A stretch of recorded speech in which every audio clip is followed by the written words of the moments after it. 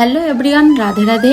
तो आज के वीडियो पे आप देखेंगे भरतमुनि एकादशी की सरल पूजा विधि। तो एकादशी कब है और इसके पारण का समय क्या है, तो पूरे जानकारी आपको इस वीडियो पे मिल जाएगी, तो आप वीडियो अंत तक जरूर देखें। तो देखिए, भरतमुनि एकादशी का व्रत एक महत्वपूर्ण है और भगवान श्री हरि विष्णु जी को समर्पित है। तो देखिए, वैशाख मास के कृष्ण पक्ष की एकादशी को भरतमुनि एकादशी कहा जाता है और ये एकादशी आध्यात्मिक रूप से अत्यंत शुभ माना जाती है। तो इस वर्ष 2025 में भरतमुनि एकादशी का व्रत 24 अप्रैल गुरुवार के दिन रखा जाएगा। तो देखिए, ये एकादशी विशेष रूप से पुण्य लाभ, पापों के नाश और मोक्ष की प्राप्ति के लिए महत्व रखती है। तो भरतमुनि एकादशी के पूजन आप घर पर ही बहुत ही सरल विधि से आप कर सकती है। भरतमुनि एकादशी के दिन सुबह सुबह स्नान आदि करने के बाद संभवतः स्नान का जल में गंगा जल थोड़ा सा जरूर मिला ले। उसके बाद अगर आप लड्डू गोपाल जी की सेवा करते हैं तो आप लड्डू गोपाल जी को जगा लीजिए। अगर आप भोग लगाते हैं तो दूध का भोग लगा दीजिए। उसके बाद उनको स्नान कराइए। तो पंचामृत या कच्चे दूध से स्नान करा सकते हैं या फिर जल में थोड़ा सा तिल मिला लीजिए, गंगा जल मिला लीजिए, उसके बाद उनको स्नान करा सकते हैं। एकादशी की पूजन आप घर के मंदिर पे भी कर सकते हैं या फिर आप अलग से चौकी लगा के भी आप कर सकते हैं। तो देखिए, मेरा मंदिर छोटा है इसलिए हम अलग से चौकी लगा के पूजन करेंगे।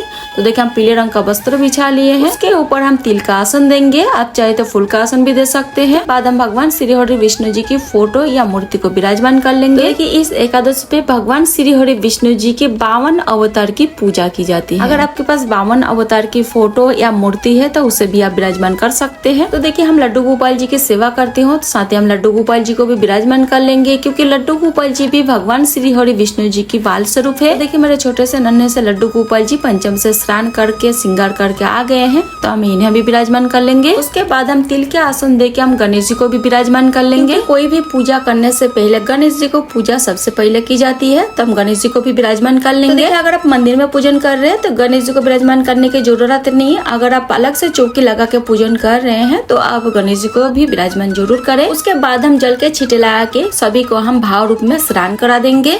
फिर हम पूजा शुरू करेंगे। तो सबसे पहले हम घी का या तिल का दीपक प्रज्वलित करेंगे। प्लेट में हम स्वस्तिक भी बना लिए हैं। उसके बाद हम दीपक प्रज्वलित कर लेंगे। दीपक का पूजन भी करके हम अग्नि देवता का आह्वान करेंगे। उसके बाद हम सबसे पहले गणेश जी की पूजा करेंगे। तो देखिए, सबसे पहले हम जल के छींटे लगा के भाव रूप में सबको स्नान कराई दिया था। तो गणेश जी को हम सबसे पहले वस्त्र स्वरूप कलवा समर्पित करेंगे, रोली से चंदन से तिलक करेंगे। बाद हम दूध समर्पित करेंगे, फूल समर्पित करेंगे। तो देखिए, हम गणेश जी को लाल फूल समर्पित करेंगे। अगर आपके पास लाल फूल है तो आप जरूर समर्पित करें। देखिए, गणेश जी को पूजा करने के बाद भगवान श्री हरि विष्णु जी को हम वस्त्र स्वरूप कलवा समर्पित करेंगे। अगर आपके पास जनेऊ है तो जनेऊ भी आप समर्पित कर सकती है। अगर नहीं है तो कोई बात नहीं, सिर्फ आप कलवा समर्पित कर सकते हैं।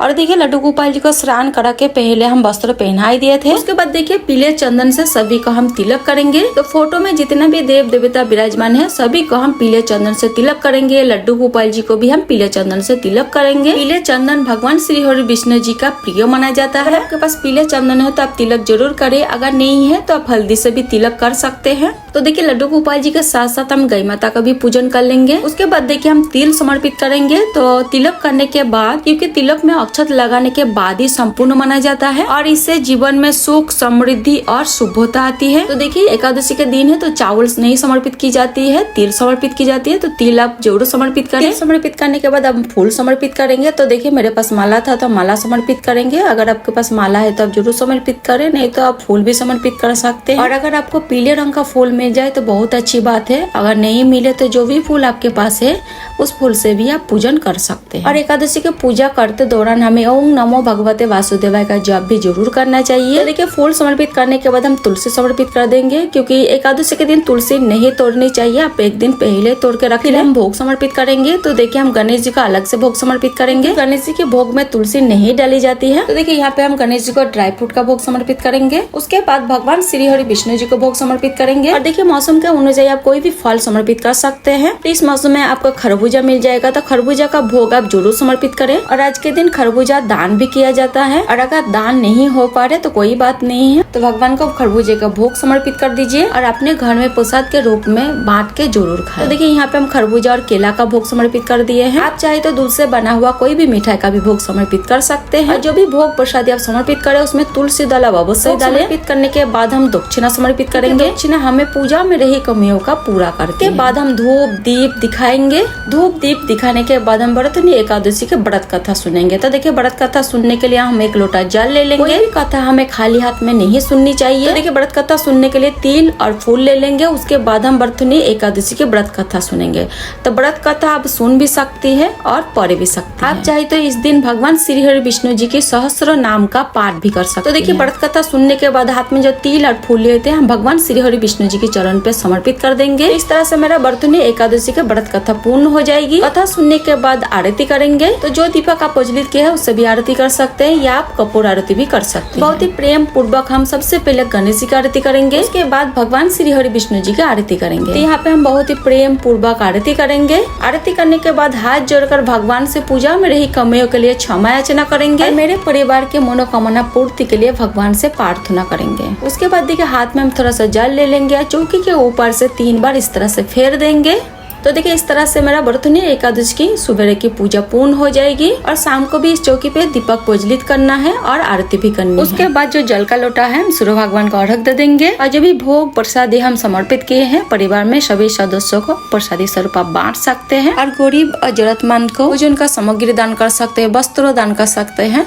तो जो भी आप दान करें तो उसमें पैसा रख के आप दान कर सकते हैं। तो घर पे आप इस तरह से बहुत ही सरल विधि से आप बरथुनी एकादशी की पूजन कर सकती है। यदि हो सके तो इस दिन आप निर्जला उपवास भी रख सकती है। नहीं तो संभव अगर नहीं है तो आप फल फ्रूट खा के भी व्रत रख सकती है। लेकिन एकादशी के दिन चावल नहीं खाना चाहिए। बरथुनी एकादशी के व्रत करने से पिछले जन्म के पापों से मुक्ति मिलती है और इस जन्म और आने वाले जन्म में सौभाग्य की प्राप्ति होती है और व्रत के प्रभाव से मोक्ष की प्राप्ति होती है और जन्म मरण के चक्र से मुक्त हो जाता है और जीवन में भी सुख समृद्धि आती है। बरथुनी एकादशी के व्रत आप जरूर करें। अगर नहीं कर पाते तो इस दिन भगवान श्री हरि विष्णु जी की पूजा आप बरथुनी एकादशी की पारण है 25 अप्रैल सुबह 5:46 से लेकर 8:23 तक। तो अगले दिन द्वादशी तिथि में शुभ मुहूर्त में व्रत का पारण करें। व्रत खुलने से पहले आप भगवान श्री हरि विष्णु जी की पूजा करें, उनको भोग समर्पित करें और फिर खुद भोजन ग्रहण करें। बरथुनी एकादशी के सरल पूजा विधि आपको कैसे लगा और दिए गया जानकारी आपको कैसे लगा? अच्छा लगा तो वीडियो को लाइक आप जरूर करें और लड्डू गोपाल जी की सेवा की वीडियो देखने के लिए मेरे चैनल को सब्सक्राइब आप जरूर करें। फिर मिलते हैं किसी और वीडियो के साथ। तब तक के लिए